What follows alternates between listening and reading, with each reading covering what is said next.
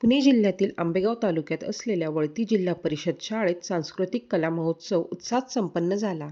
या महोत्सवामध्ये शाळेतील विद्यार्थ्यांनी विविध सांस्कृतिक कार्यक्रम सादर करून उपस्थितांची मने जिंकली. या कार्यक्रमात लहानग्या विद्यार्थ्यांनी नृत्य, गाणी, देशभक्तीपर सादरीकरणे तसेच विविध कलागुणांचे दर्शन घडवले.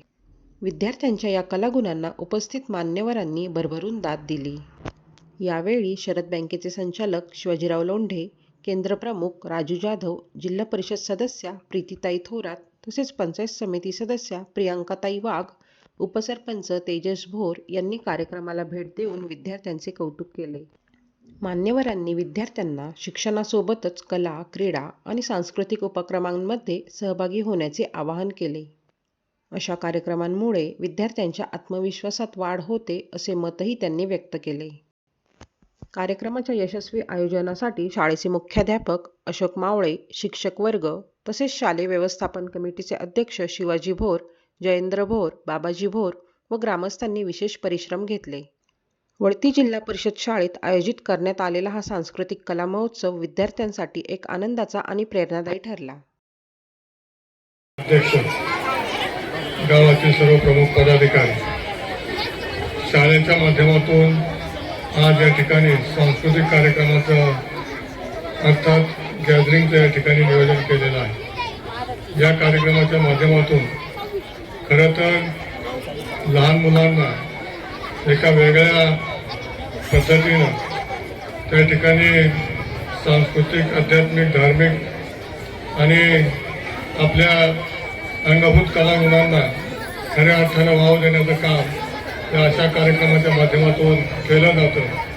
मी सर्व शिक्षकांना धन्यवाद देतो की आपण उशिरा का होईना परंतु एक चांगल्या प्रकारे लहान मुलांना या माध्यमातून एक संधी प्राप्त करून दिलेली आहे. त्याचप्रमाणे पालकांना सुद्धा या माध्यमातून आपल्या शाळेप्रती असलेली ओढ त्या माध्यमातून खऱ्या अर्थानं तयार होते आणि आपल्या मुलांचं भवितव्य घडवण्यासाठी आपली जबाबदारी काय आहे याची सुद्धा जाणीव खऱ्या अर्थानं त्या माध्यमातून होते. आणि म्हणून तसं पाहिलं तर बोलण्यासारखं भरपूर आहे, परंतु तुमचा मूड वेगळा आहे आणि मी त्याचा आदर करून ह्या कार्यक्रमाच्या निमित्तानं सर्व शिक्षकांना, मुख्याध्यापकांना, केंद्र प्रमुखांना, अंगणवाडीचे सर्व त्यांचे सेवक असतील, कर्मचारी असतील, त्या सर्वांना धन्यवाद देतो. आणि ग्रामस्थांनी सुद्धा या कार्यक्रमाला एक चांगल्या प्रकारे सहकार्य करण्याची भावना त्या ठिकाणी ठेवलेली आहे आणि त्या माध्यमातून हा कार्यक्रम अतिशय उत्साहपूर्वक आणि आपल्या भव्य दिव्य अशा उपस्थितीच्या माध्यमातून संपन्न होत आहे. आणि म्हणून मी माझ्या वतीनं, आपल्या सर्वांच्या उपस्थितांच्या वतीनं या सर्व बालसमूहांचा त्या ठिकाणी गुणगौरव करत असताना, त्यांचं अभिनंदन करत असताना पुन्हा एकदा शाळेच्या सर्व शिक्षकांना धन्यवाद देतो. थांबतो. धन्यवाद. आज स्पर्धेच्या जगामध्ये प्रत्येक पालक हा मार्काच्या पाठीमागे लागलेला आहे. माझ्या मुलाला 99% मार्क मिळाले पाहिजे, माझ्या मुलाला 90% मार्क मिळाले पाहिजे, 90 अभाव. परंतु त्या मुलाचं हे मानसिक आरोग्य जपण्याचं कार्य हे घरातून घडलं पाहिजे. आपण पाहतो अनेक बुद्धिमान मुलं आज पुढे गेल्यानंतर आत्महत्या करतात. त्याचं कारण असं की त्याची मानसिक अवस्था ही डेव्हलप झालेली नसते आणि या कला आविष्कारातून मुलांच्या मानसिक अवस्थेला ही या ठिकाणी संधी मिळत असते. आणि म्हणून या ठिकाणी संपन्न होत असलेला कार्यक्रम अतिशय फलदायी आहे. माणसाचं आरोग्य चांगलं असेल, माणसाचं मन चांगलं असेल तर तो अभ्यासात 100% गुंततो आणि यशस्वी होतो. आणि म्हणून यशस्वी व्हायचं असेल तर अशा प्रकारचे वेगवेगळे कार्यक्रम राबवणे ही काळाची गरज आहे. सांस्कृतिक कार्यक्रम असेल, सहल असेल किंवा शाळेमध्ये राबवलेले अनेक प्रकारचे विविध उपक्रम असेल, हे उपक्रम 50% मध्ये आहेत आणि इतर अभ्यासक्रम 50% मध्ये आहे. परंतु आपण सुशिक्षित पालक सुद्धा 100% मध्ये मार्काच्या पाठीमागे लागलेला असतो आणि म्हणून मार्काच्या पाठीमागे लागायला पाहिजेच. परंतु ह्या मुलांच्या कला आविष्काराला सुद्धा वाव देणं गरजेचं आहे. आणि म्हणून आपण सर्वजण या ठिकाणी आपल्या मुलांचं कौतुक करण्यासाठी आलेले आहात. आपलं सर्वांचं या ठिकाणी मी आभार मानतो. ही भूमी छत्रपतींची भूमी आहे, संत महंतांची भूमी आहे. तसं हे आपलं गाव सुद्धा कलाकारांचं गाव आहे. फार मोठं परंपरा लाभलेलं गाव आहे. वलतीमधून फार मोठी मोठी बुद्धिवंत जन्माला आलेले आहेत. त्यापैकीच आपले हे बालचमू. यातून कदाचित कोणी कलेक्टर तयार होणार आहे, कोणी ऑफिसर तयार होणार आहे, नवे नवे कोणी भारताचं एखादं पद भूषवणारा सुद्धा या ठिकाणून जन्माला येणार आहे, तयार होणार आहे. आणि या म्हणून हे नेतृत्व, कर्तृत्व आणि दातृत्व अशा प्रकारचे ही लहान मुलं घडणार आहेत. त्याला आपण सर्वांनी या ठिकाणी शुभाशीर्वाद द्यावेत. मी सुद्धा माझ्या प्रशासनाच्या वतीनं, केंद्रातील सर्व तमाम आमच्या सर्व शिक्षकांच्या वतीनं या कलाविष्काराला शुभेच्छा देतो आणि खऱ्या अर्थानं शालेय व्यवस्थापन समितीचं कौतुक करतो. या ठिकाणी एकाएकी काही होत नसतं. भारताचा पंतप्रधान एकाएकी होत नाही. त्यासाठी फार मोठी तपश्चर्या असते.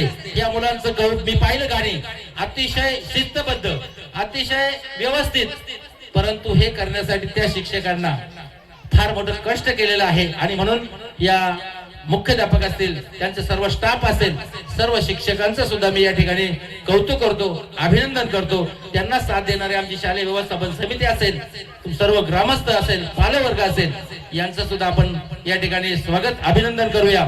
या ठिकाणी आपली शाळा मॉडेल स्कूल मध्ये सुद्धा आपण या ठिकाणी अंतर्भूत केलेली आहे. सरपंच साहेब, अध्यक्ष साहेब, जवळजवळ चांगल्या प्रकारचे केंद्रामध्ये वेगळ्या प्रकारची एक आदर्श शाळा बनवण्याचं काम आपण करणार आहोत.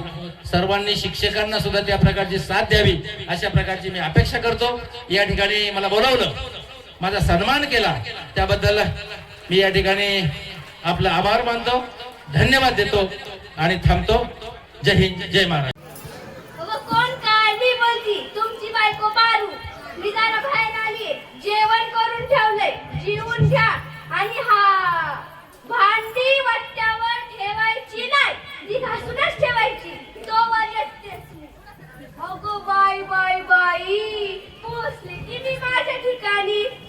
या मोबाईल मुळे ना कधी कुठं कसं पोचन त्याचा त्याला पत्त्या नाही. बरं ते जाऊ दे, मी पोहोचले ना माझ्या ठिकाणी. तर सगळ्यात आधी मी तुम्हाला माझं विंडो लोकेशन करून देते.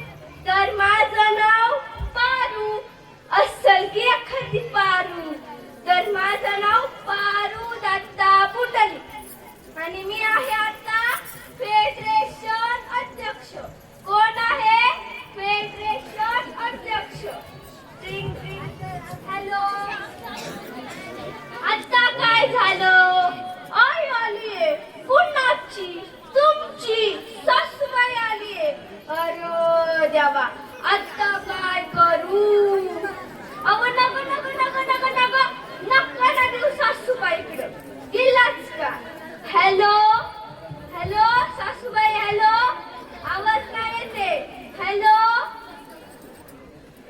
या आमच्या किनी म्हातारीला नाही नाही नाही नाही सासूबाईला काही कामच नसते. या आमच्या सासूबाईला काही कामच नसते. बरं ते जाऊ दे. पासून तर रात्री झोप होतोय नुसता मोबाईल मोबाईल मोबाईल. आणि एखाद्या दिवशी जर मोबाईल हरवला तर त्या घोर घोर शोधित राहते. जाता जाता मी एवढंच बोलत.